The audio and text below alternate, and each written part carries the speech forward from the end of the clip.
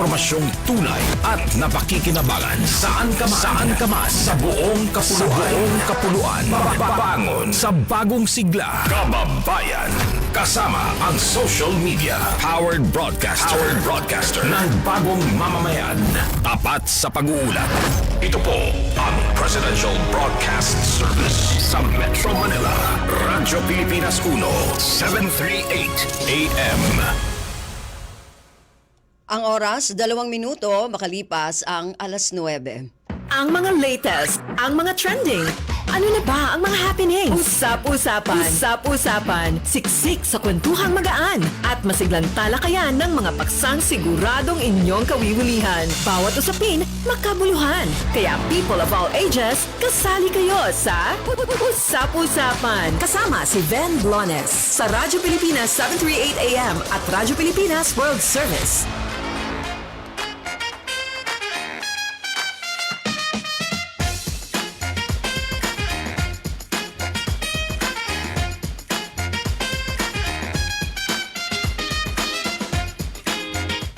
Magandang araw po muli sa ating mga tagapakinig dito sa ating programa Usap-Usapan. Magkakasama-sama na naman po tayo ngayong araw ng Sabado hanggang mamayang alas 10 na umaga. Ako po si Ben Blones at syempre napapakinggan po tayo sa ating himpilan sa Radyo Pilipinas 1. Nag-isip na naman ako, 738 kHz sa inyong mga radyo sa AM band at syempre napapanood po tayo sa ating FB live streaming sa RP1. Napapakinggan din po tayo sa ating overseas radio, ang Radyo Pilipinas World Service at meron din po tayong Facebook page ng Radyo Pilipinas World Service. Ngayong umaga marami po tayong pag-uusapan pero itong unang bahagi po medyo mabigat-bigat ito ha. Ito ay may kinalaman dito sa mga nangyayari sa ating paligid ano. Itong pagkakaroon ng issue tungkol sa isang hindi mamaya aalamin natin kung matatawag natin itong kulto o yung sinasabi nilang new religious movement. Katulad po nung nangyari at napabalita tungkol dyan sa kay Senyor Aguila.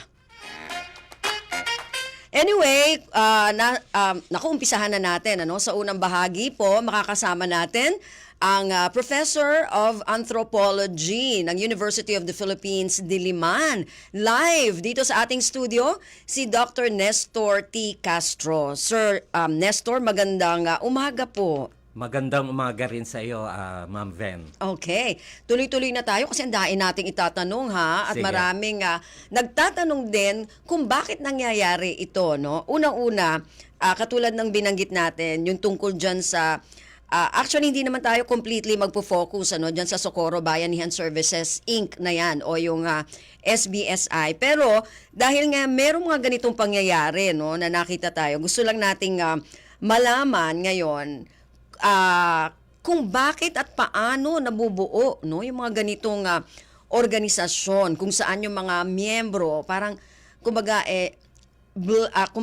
blindly devoted no dun sa kanilang allegiance sa isang tao at saka dun sa grupo mismo. Mm-hmm. So ang unang-unang tanong ko Doc Nestor no, ano ba ang definition natin yan yung kulto at saka itong sinasabi natin na religious movement. Kasi yung mga iba sinasabi nila, hindi naman kulto yan. No? Ito ay isang new religious movement. So anong difference at ano ang definition ng bawat isa? Pag sinasabi kasing new religious movement, mas generic na termino yan. Ano? Ang kulto ay isang klase lang ng new religious movement. Kasi may mga new religious movements na hindi naman panatiko ang debosyon sa isang leader. Mm-hmm. Parang humihiwalay lamang sila do sa dominanteng simbahan at nagtatayo ng sarili. Kaya yung mga iba na mga sociologists, hindi naman nila sinasabi na hindi ito kulto, pero sinasabi nila mag-ingat-ingat tayo sa terminong gamit kasi parang agad hinuhusgahan na natin. Hindi pa natin lubusang naiimbestigahan kung kulto nga ito o hindi. Okay. Doc Nestor, sinabi mo kasi na yung new religious movement, yung mga miyembro niya, hindi panatiko. So, paano natin masasabi na talagang ito ay isang kulto dahil mga panatiko na yung mga miyembro nila? Pag sinasabi namang kulto, unang-unang criterion, sama-sama silang naninirahan sa isang komunidad. No? Hindi sila yung kalat-kalat. Okay, no? so nasa isang komunidad sila. Oo. Pangalawa, meron silang leader na binibilang nila o tinatawag nilang isang propeta. Oh, o deity, ano? Oo. Diyos, oo. O kaya siya yung tagapamagitan sa Diyos at sa mga tao sa lupa. Pero yung iba, Dok, sinasabi na sila na talagang incarnated, di ba? Yes, Yung incarnation ng deity na to, di ba? So lalo na yun, lalo na siguro yun na talagang tugmang-tugma doon sa criterion. Yung pangatlo, meron silang mga practices na kaibang-kaiba sa mga dominanteng relihiyon. Okay. Ngayon sa Pilipinas, so Kristyanismo yan, pero pwede ring Islam, pwede ring mga evangelical groups. Ibang-iba ang practice nito kung kaya't yung mga dominanteng grupo medyo na-offend sa mga practices nito. Oh, pwede ba tayo magbigay ng sample, for example, ng So mga halimbawa, practice? Dito sa kaso ng natagpuan nga sa Yes. Surigao del Norte, para sabihin na siya ang reincarnation ng Diyos o ng Okay. Santo Niño, Aha. syempre ma-offend ang simbahang Katoliko. Oh, okay. Dahil hindi ganun ang kanilang paniniwala. Ang tingin ng simbahan ay si Panginoong Hesukristo ang pinakahuling anak ng Diyos na bumaba dito sa lupa. So, para sa kanila ay parang blasphemy na yan. Ano? Okay. So, kaya babansagan talaga sila na isang kulto. At Okay. pangalawa, yung meron silang initiation na para maging miyembro ay ito, ibang grupo naman ito. Yung kung matatandaan, lalo na siguro yung mga tagapakinig na medyo mas matanda. Ano? Ay, parang alam ko na yan, ha? Yung mga naging ano noon. yung dating tinatawag na samahang tadtad. Oo, Para maging miyembro, ay hihiwain Oo. nila ang kanilang braso. At kung hindi masugatan, pwedeng matanggap. Pwede matanggap. Tapos, Doc Nestor, hindi lang naman yan dito sa Pilipinas. Like for example, yung binabanggit mo nga, di ba, sa ibang bansa, yung Jones... Oo, yung People's Temple. Ayun, People's Temple, yung Jones parang... ano ba yan? Massacre? Ano ba tinatawag nila dyan? Sama-samang mass suicide. Mass suicide actually, no? Dun sa mga, ayan, may mga edad din, di ba? Alam nila din yan, yung kwento na yan, yung kay Jim Jones, di Yes, ba? oo. Na pinainom niya ng cyanide, yung mga, bakit nga ba niya pinainom? At talagang sumunod naman yung mga miyembro dahil merong isang sinasabi si Jim Jones na pag uminom sila at namatay sila, meron silang Pupunta sila sa langit. Yan. Kasi ang paniniwala syempre ng siguro maraming relihiyon, hindi lang mga kulto, pansamantala lang naman ang buhay natin sa lupa at talagang ang pupuntahan natin ay ang kabilang buhay. Kung mabait kang tao, syempre sa langit yon. Ano? So, kung kayo ay talagang naniniwala sa akin, sabi ni Reverend Jim Jones, sama-sama tayong pumunta sa langit. At pero sa kasong yun, ang hindi maganda, pinilit pati ang mga bata. Yun nga. Pinainom ng Kool-Aid na merong cyanide. Na may cyanide, So, no? hindi mo masasabing ano to, no? Yung parang kusang loob doon sa mga bata. Parang niloko. Ano? Pero yung mga miyembro ng mga matatanda, mga magulang, sila pang nagpainom sa mga Sa mga bata. anak. Yun yung medyo Oo. malungkot doon. Yun nga ang gusto ko malaman, Doc, no, Doc Nestor. Bakit may ganoon kapanatiko na miyembro, kahit sabihin natin yung religious movement yan o kulto, no? Bakit may ganoon, pati buhay mo ay ibibigay mo? Yung mga bagong sapi lamang, syempre hindi pa ganun kapanatiko, no? At ang kadahilanan ng attraction nila na sumali sa mga ganito, may sarili silang problema sa kani-kanilang buhay. Tapos noong na-recruit sila dito sa bagong kilusan na ito, nakita nila nung napakalakas na brotherhood. At nagtutulungan talaga. So masasabi kong nakakapag-deliver naman kung nangailangan sila ng tulong, kailangan may tumulong sa kanilang gawaing pang-ekonomiya, talagang natutulungan sila ng mga miyembro. So unti-unti kang nahuhumaling hanggang papalaki na ng papalaki yung pagkamiyembro mo na hindi mo na namamalaya na sunod-sunuran ka na. So Kasi pag may psychological ano to na aspeto, pag nakikita mo yung puro positibo at merong criticism mula sa labas, binabansagan mo na, ay hindi yan totoo yung mga kritisismo nyo kasi ako naman nakinabang. Akong nagpapatunay na maganda ang layunin ng aming samahan. Mhm. Pero kasi Doc Nestor, yan, okay yan, kasi nga, ano tawag dito, dahil nakikita nila na may naitutulong. Pero paano yung mga iba na nababalitaan natin na alam na nila na meron talagang problema within doon sa organization, pero pinagtatanggol pa rin nila at hindi sila, yun na nga medyo blinded nga doon sa kanilang pagsunod doon sa grupo. Maraming kadahilanan. Isa na yung kasama nila do sa samahang yun ay ito yung talagang maaasahan nilang mga kaibigan nila, mga kamag-anak nila.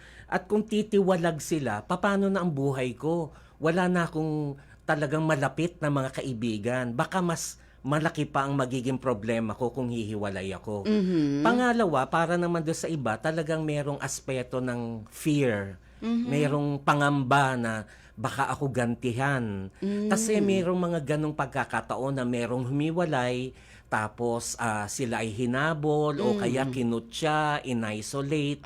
Ayaw nilang mangyari yon sa kanilang sarili.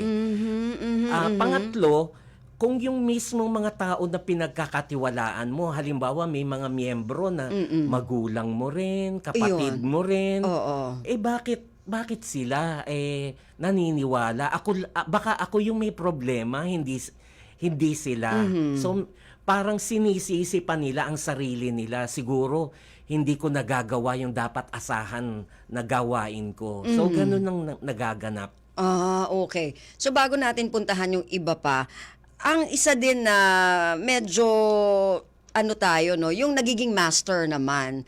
Ano naman ang yung bang mga nagtatayo ng mga ganyan, mga religious movement na yan, ng mga tawag dito, mga kulto sabihin na natin Kasi ako nga bago ito yung kanina, meron din kasi sa Japan na tinatawag na Happy Science Yes. na sa kanila ito ay new religious movement. Pero dun sa Japan, parang para sa kanila ito isang cult, isang kulto.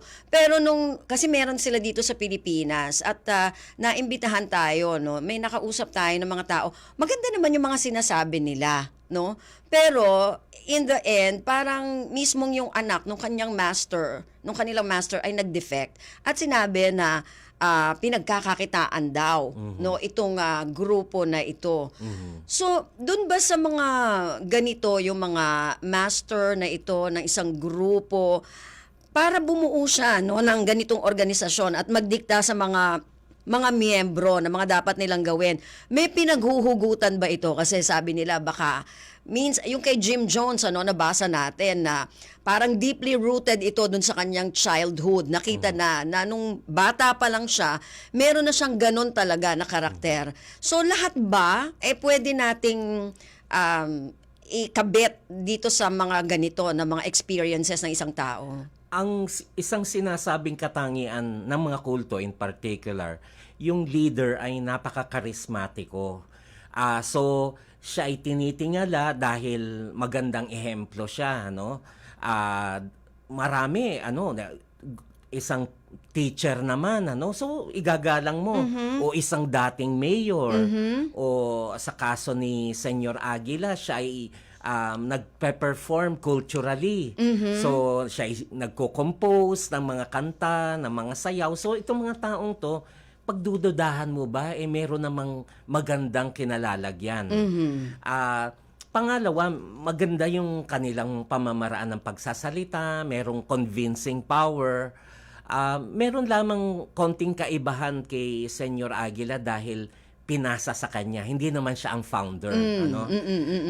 Pero para sa mga miyembro ng ganong grupo, nakikita nila na ganon din ang kanyang katangian. Kahit ng tagalabas, sabihin, hindi naman karismatiko para sa akin. Pero para sa mga miyembro, isang tao na dapat na sinusunod ang ganitong tao. Ngayon, kung ano yung kanilang pinanggalingan, syempre ayon sa mga psychologists, meron talagang batayan sa nakaraan. Kasi hindi naman po pwede yan overnight may Naisip mo iimbento lang. o kaya magtayo kaya ako ng kulto. Oo, Meron ng pinanggagalingan mula pa nung childhood.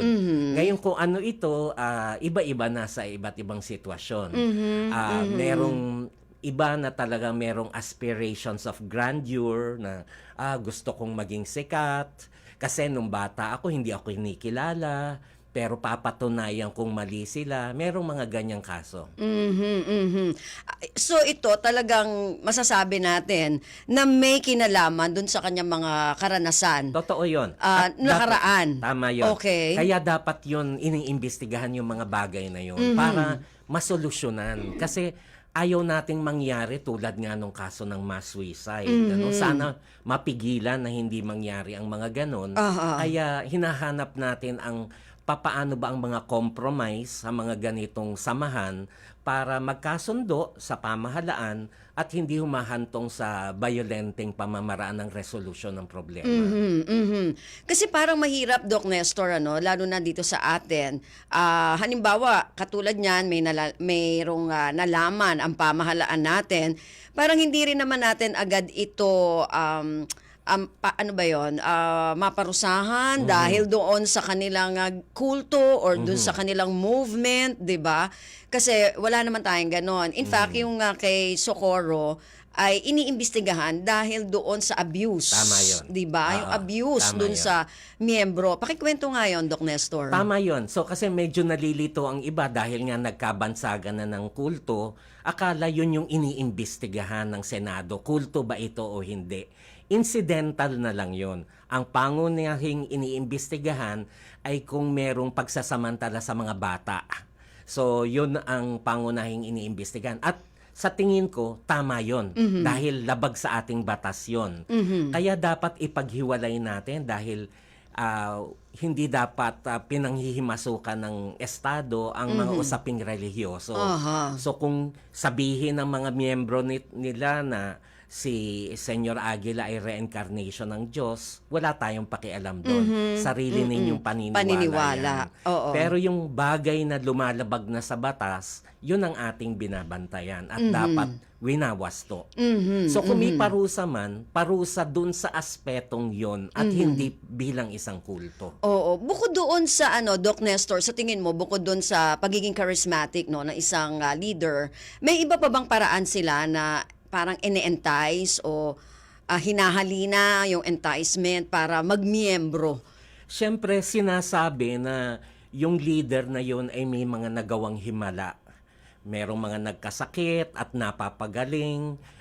Dati nagdududa sila pero ngayong naniniwala na sila na wala ang kanilang mga problema sa buhay. Yun napakalakas na convincing power. At minsan, hindi mismong ikaw ang dumanas, kundi yung malapit mong kamag-anak, malapit na kaibigan. Sino ba naman magdududa na ang pinsan mo na ang nagsabing, ako nga napagaling sa aking cancer, ganyan So, maniniwala at maniniwala ka na rin. Pero andun din nga yung power nung sabi-sabi. At hindi natin napapatunayan kasi pag kinwestiyon mo at miyembro ka na, sasabihin, ay, ba't nagdududa ka ba? So, tatahimik ka na lang at hanggat nare-reinforce yun ng mga iba pang kwento na positibo. So, may mga paglilihim ang grupong ito na pangunahing yung mga magagandang balita lamang ang kanilang naririnig. Kasi alam natin do sa kabayanan ng Socorro, may mga puna-puna. Pero ayaw nilang pakinggan yung mga bagay na yun. Yun nga yung hindi natin maintindihan, kahit may mga puna-puna. Talagang, kasi ang susunod ko sanang isasabihin bago tayo pumasok, kahit sa anong organisasyon, kahit hindi religious organization yan o kahit anong organisasyon, dapat open din yung ating o bukas yung ating pag-iisip na mag-imbestiga or magtanong-tanong o ikaw mismo ang makadiscover, pero bakit wala tayong ganon? Doon sa kaso ng ayaw man natin yun na mismo paksa, yung SBSI, sa kanilang kaso, napakalaki ng naging kontribusyon din kasi ng SBSI sa mga miyembro. tandaan natin na nagkaroon nun ng lindol sa Socorro, sa Surigao. Sa Surigao, oo. So, nawalan sila ng mga bahay. At ang samahang ito, na ang pangalan ay may kinalaman sa bayanihan, nakapagbigay ng housing na hindi na ibibigay ng lokal na pamahalaan. So para sa kanila, napakalaking utang na loob.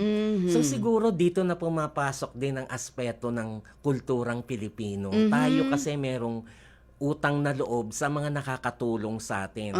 Kaya't kahit meron tayong ilang nasisilip na mga kamalian, mas malakas yung hindi, itabi natin yung baliwala yun.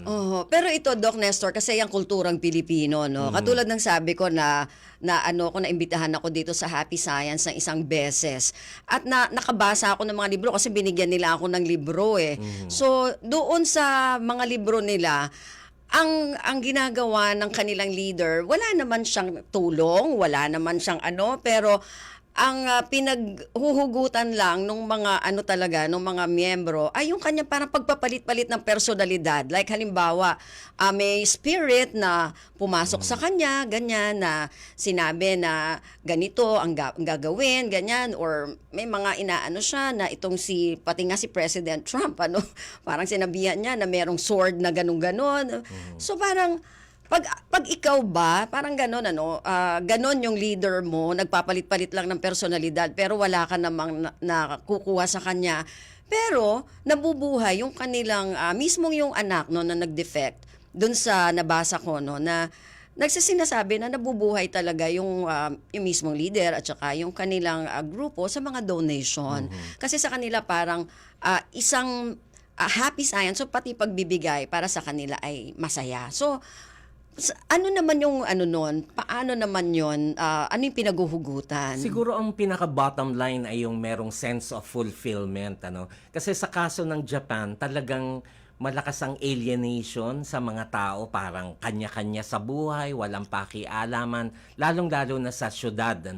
Pero nakikita nila sa samahang ito, yun na nga lang, pangalan na lang, happy. Oo. So, isang bagay na natutuwa sila. So, hindi man material na tulong, hindi man pabahay, meron silang nakukuhang satisfaction. So, yun ang pinaka-importante. So, maaring may pagkakaiba-ibang kaso sa iba't ibang kultura o bansa, pero ang bottom line, yung hinahanap-hanap mo, natagpuan mo dito sa samahang ito. Oo. Pero in fairness doon sa Happy Science, lahat ng nabasa kong libro, talagang spiritual yung dating. Walang mga maganda talaga yung pagkakaano ng libro nung kanilang leader. Para sa akin malaking tulong spiritually tama. Yung mga libro na yon, kasi ako nga medyo nadadala ko, pero yun na nga, dahil may mga nababasa din tayo ng mga articles maski sa internet, 'di ba, o sa mga parang ito ba yung binabasa ko na ito na libro? Kasi kung hindi ko alam na ganon, may nabasa akong ganong article, baka pati ikaw, 'di ba, ay 'di ba, ma-entice dun sa religion na 'yon, kasi napakagaling talaga nung kanilang leader, plus charismatic din. So siguro nakakatulong din yung kanyang mga libro na 'yan, spiritually.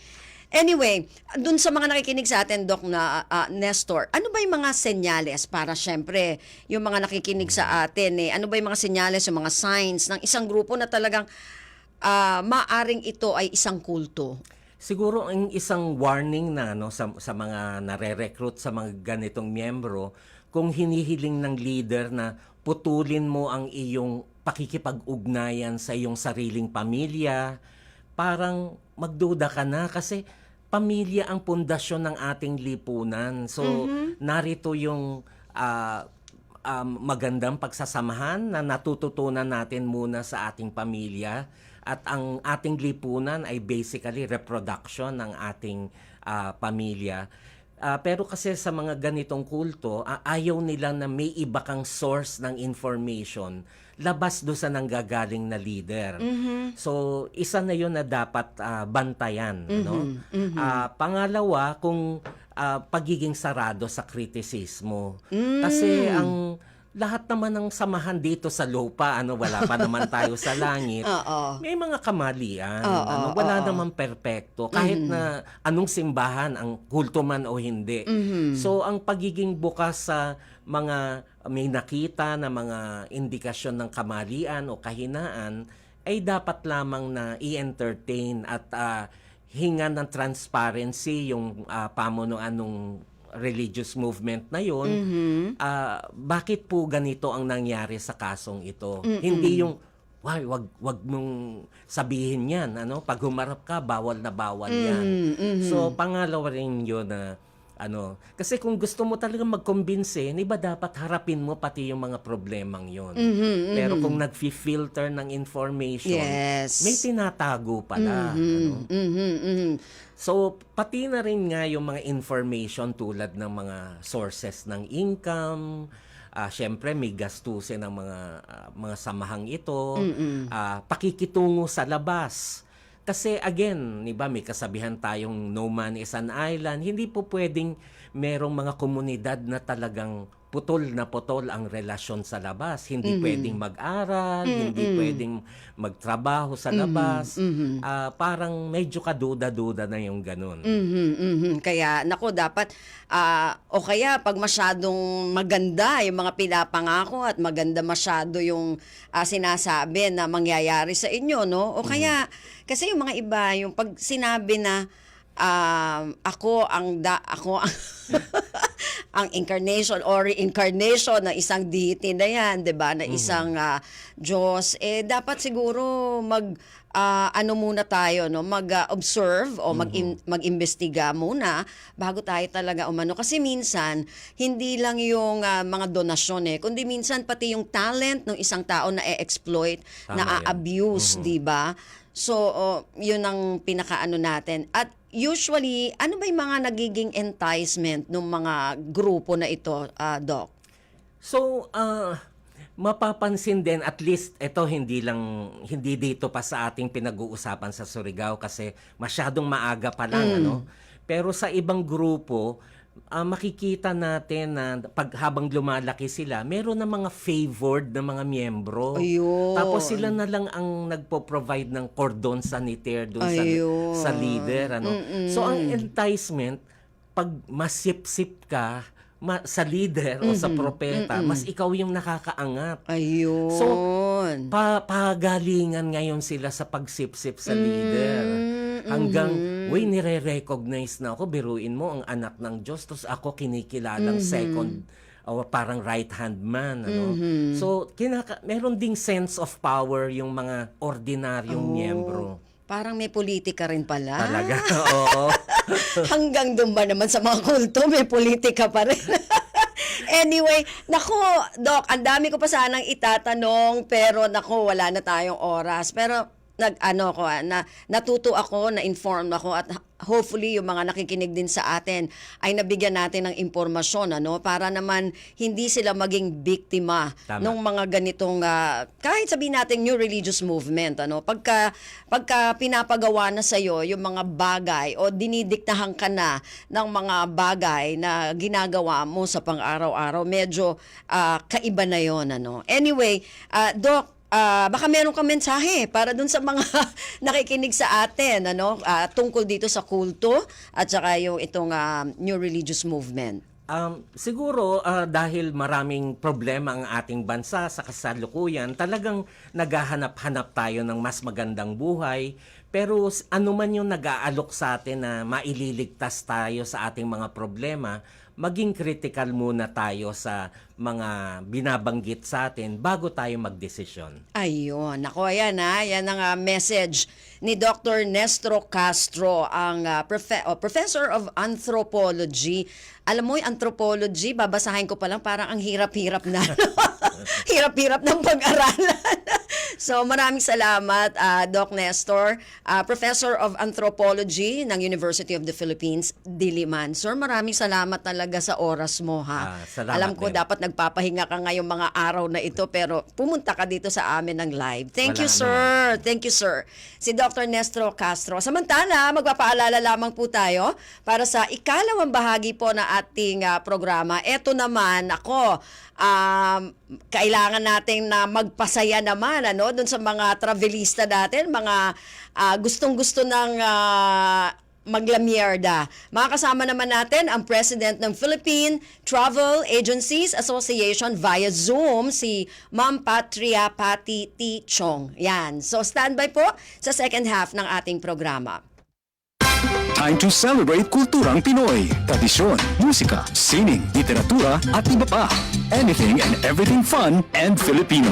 Ito ang Pinoy Kultura. Intangible heritage. Ano nga ba ito?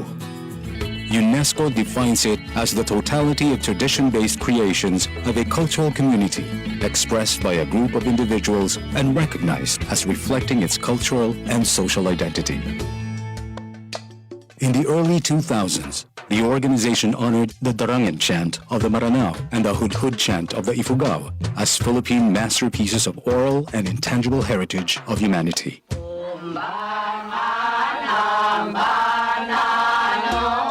The Hudhud is recited and chanted among the Ifugao only during 4 occasions: harvesting and weeding of rice, funeral wakes, and bone-washing rituals.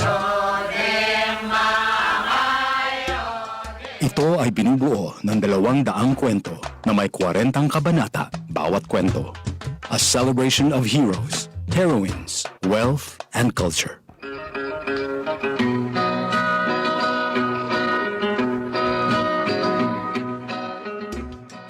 The Darangan is an epic chant associated with the Maranao.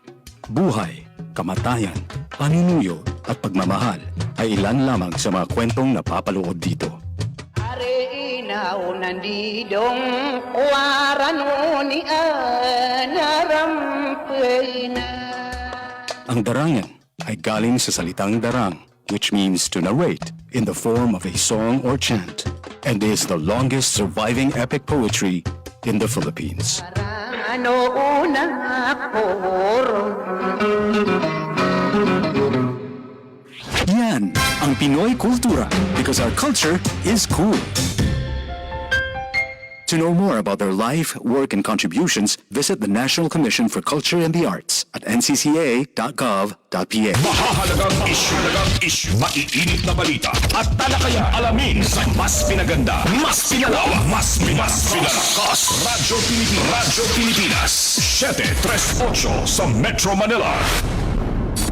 Mga kwentong nakakatuwa. Mga usaping kapupulutan ng aral. Usap-usapan. Kasama si Ben Blones sa Radyo Pilipinas 738 AM at Radyo Pilipinas World Service.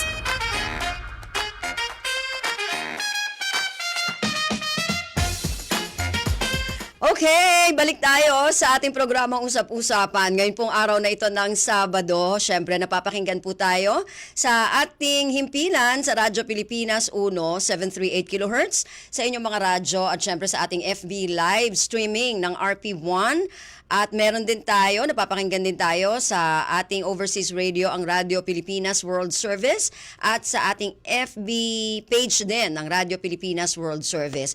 Bago tayo dumako sa ating second half ng ating programa, nako eto, isang happy birthday song dyan, Sir Rolly. Babatiin lang natin muna ng happy birthday kay Sir Ed Retero. October 7, ayun, ang kanyang birthday. At syempre, more birthdays to come. Ayun, galing po ang pagbati sa kanyang mga anak, sila Michelle, Michael, Edeline at Elaine Retero. Paano naman kami, Sir Ed? Paano naman ang mga pansit? Makakaabot kaya sa amin ang mga pansit dito? Anyway, happy birthday po ulit, Sir Ed Retero. At sana ay nasa mabuti kang kalagayan ngayon.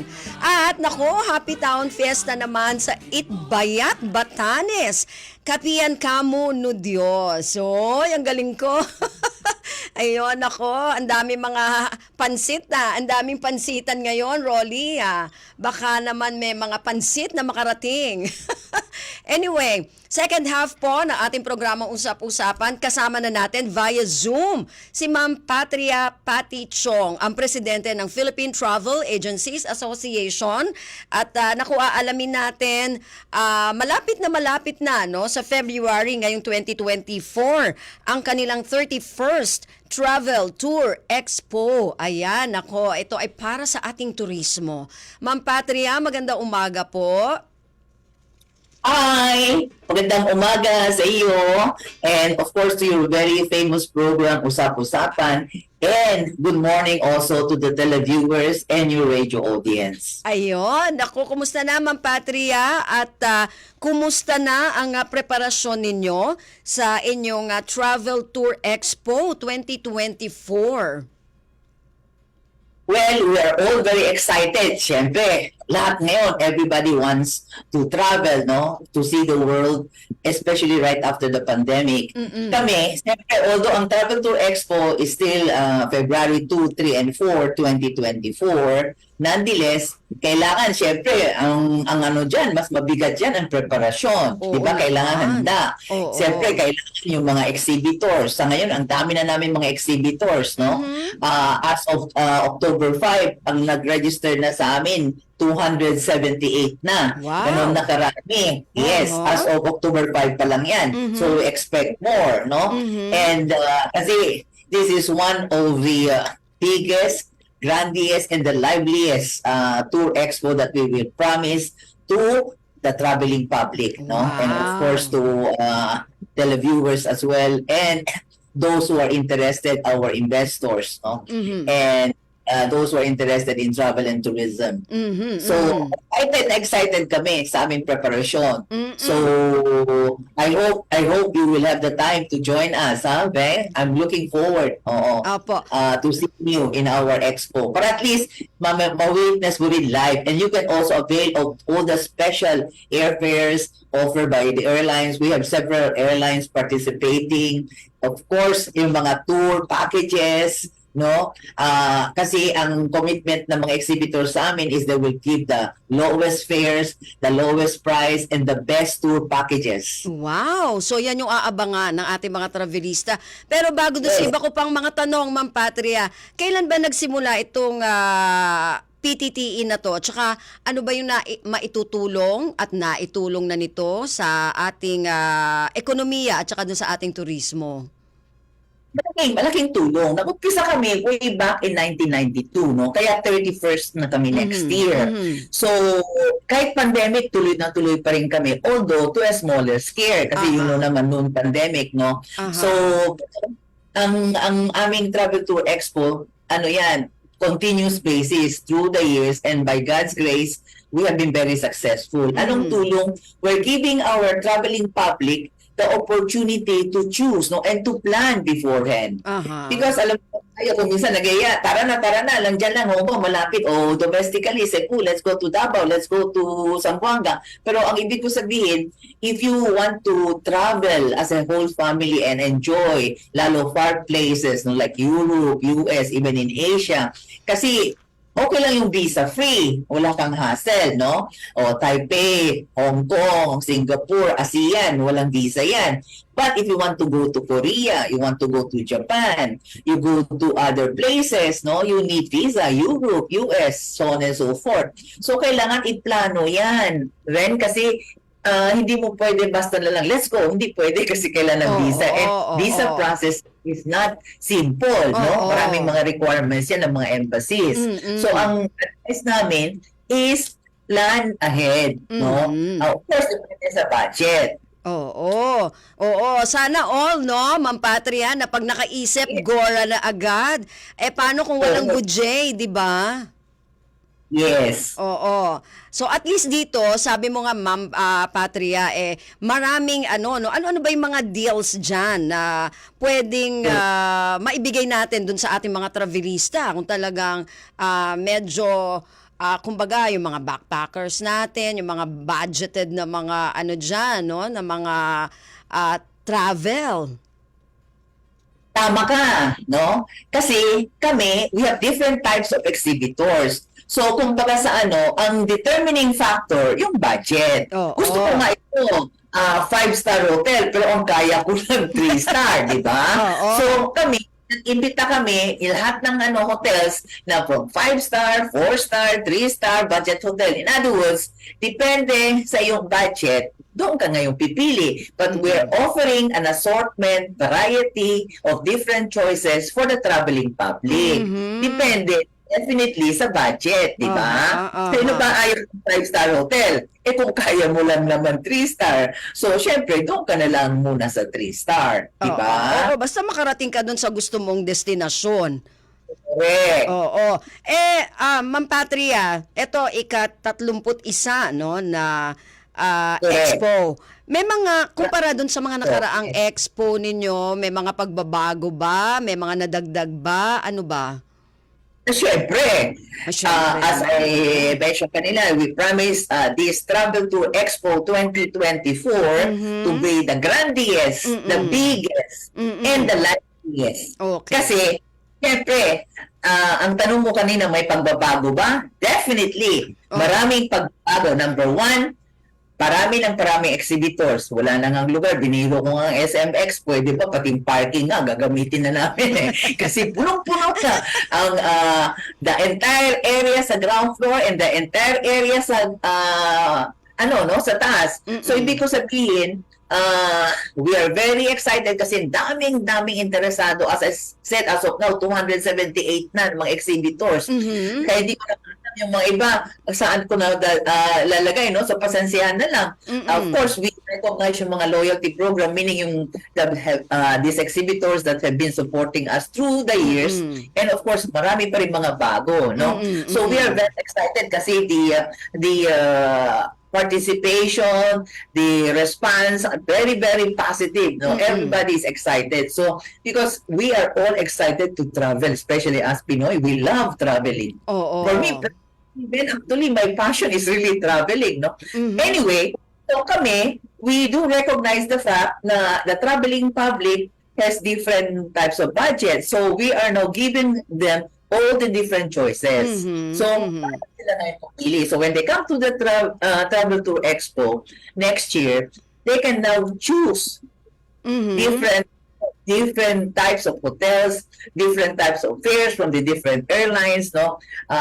In other words, even merchandisers. So, ibig ko sabihin, we are offering assortment and variety of choices for the traveling public to choose. Ayun. Ma'am Patria, may nagtatanong, mga ilang porsyento naman daw po ang kanilang madidiskwento kung sakali na a-attend o pupunta yung ating publiko dyan sa Expo. Baksakan ng fares yan kasi ang isang requirement namin sa mga airlines at saka sa mga hotels ng mga ibang-ibang participating companies is they have to offer the best lowest fares. In other words, yung fares na i-offer mo sa Expo, yun lang, doon lang sa Expo mabibili.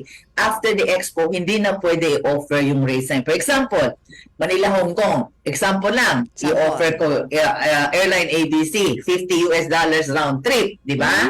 So, doon mo lang mabibili ngayon sa Travel Tour Expo. Yung fare na yon is no longer available pagtapos ng Travel Tour Expo. You can still avail, but at a higher rate. So talaga palang dapat kung gusto nating maka-avail ng talagang 50% hanggang 50% off, ay punta na tayo dito sa PTTE, yung sa Travel Expo na to. Pero ngayon, Ma'am Patria, may coordination po ba kayo sa Department of Tourism o DOT? At saka, paano po sila Number one sponsor namin then is the Department of Tourism, and I'm very, very grateful to the support of our beloved Secretary Maria Cristina Garcia Prasco. Maraming salamat sa DOT. Yes. Okay. So talagang from the start talaga, Ma'am Patria, katuwang nyo na ang DOT dito? Yes. DOT has always been supporting us. Love the Philippines. And we are always supporting Department of Tourism, no, in all the projects of the Secretary, yes. Okay. Pero bukod po sa DOT, meron pa bang ibang katuwang ang Yes.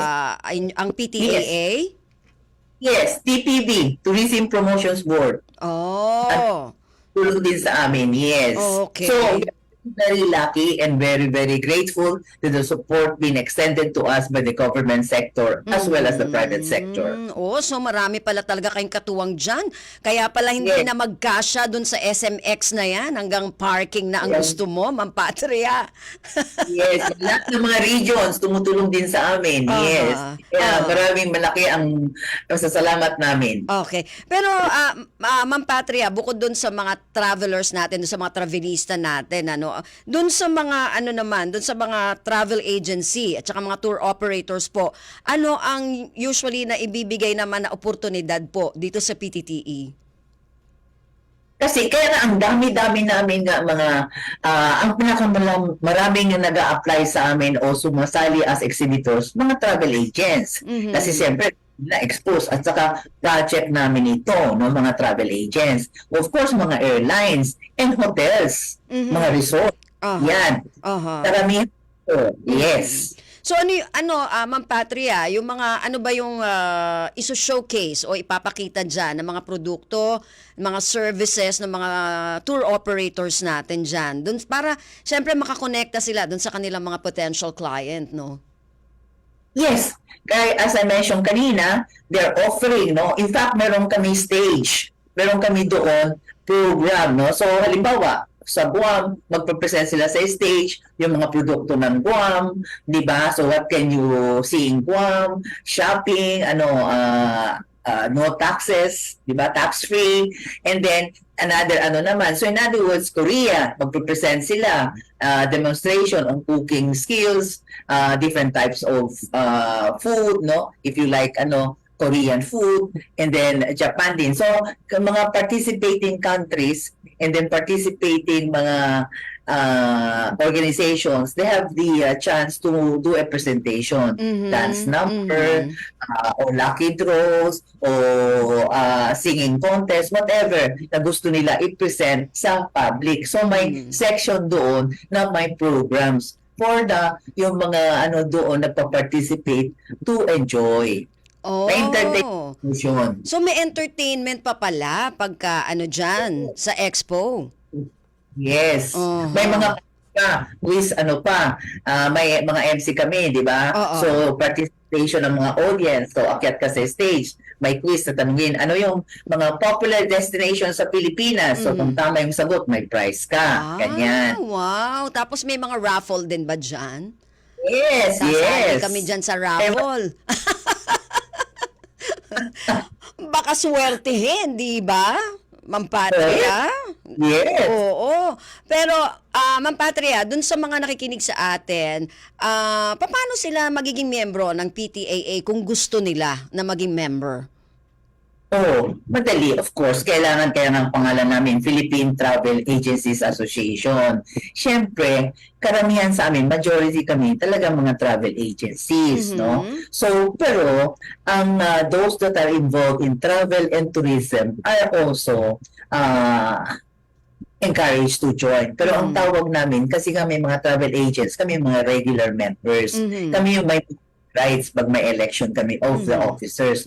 Pero iba like hotels o resorts, no, yung mga ibang affiliate, they are known only as affiliate and they don't have voting rights. Yun ang pagkaiba. Pero may marami kami members, mga hotels, mga resorts, ganyan, mga ibang companies na involved in travel and tourism. Pero yung main membership, yung mga travel agents. So, paano sila pwedeng sumali kung gusto nila, Ma'am Patria? Siyempre, application. Meron, they have to apply. Siyempre, they have to send the profile of the company, the name of the company, of course, the number of personnel, the address, so on and so forth. Pero naman standard format kung anong pipilapan nila form. And then, siyempre, kailan registered ka, hindi ba? Every business permit. Very Okay. basic. Yan, So, hindi ka naman dapat pwede ba- mag-operate na walang business permit. Okay. So, dapat ba accredited ka rin ng DOT?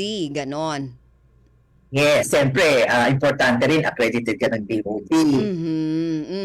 Okay. So, mas maganda kung accredited ka. At syempre, sabi mo nga, Ma'am Patria, registered dapat, di ba? Correct. Kasi alam mo, lately, di ba, maraming complaints yung mga scammers. Oo. Kaya, dito ingat tayo kasi maraming akala mo online, mura. Yung pala, panloloko, no?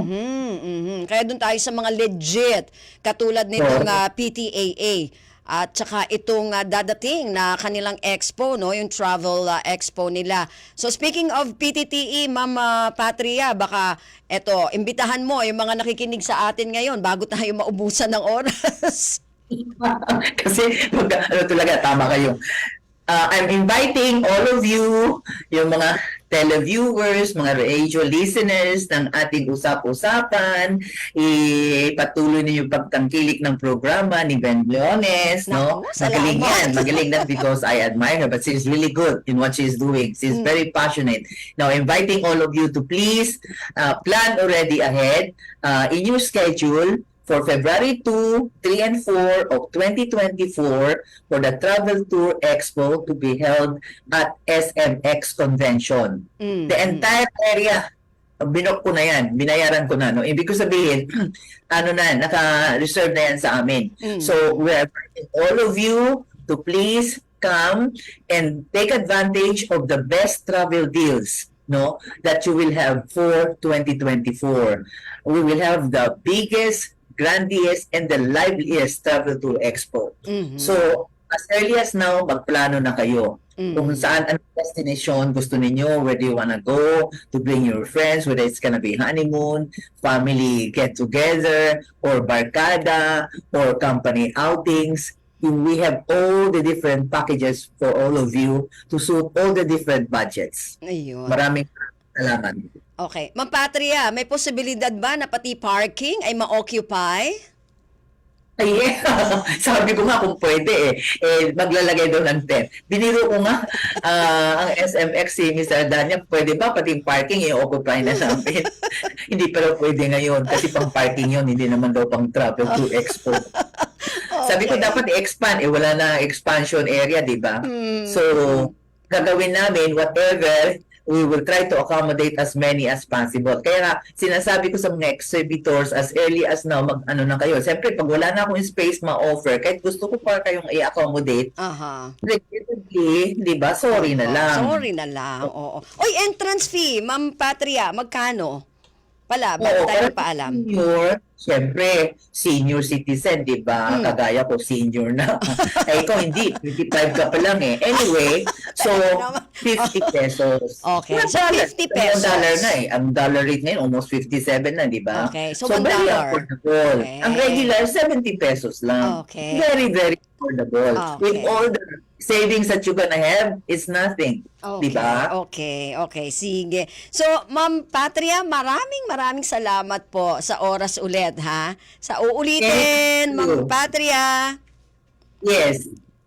Thank you, Ma'am. Thank you. Ayun. And Okay. best- Si Ma'am Patria Chong, ang presidente ng Philippine Travel Agencies Association o PTAA. Maraming salamat sa ating mga likers. Ayun, nawala na. Sa kay mga sharers natin, paki-ano nga. Ayun, likers muna. Marlon Paes, Fedelino Kuwa, Kuya Bong, Tans, Joe Estrella Hernandez, Marlon Corong. FB sharers natin, Radyo Pilipinas Hingoog. Maraming salamat po.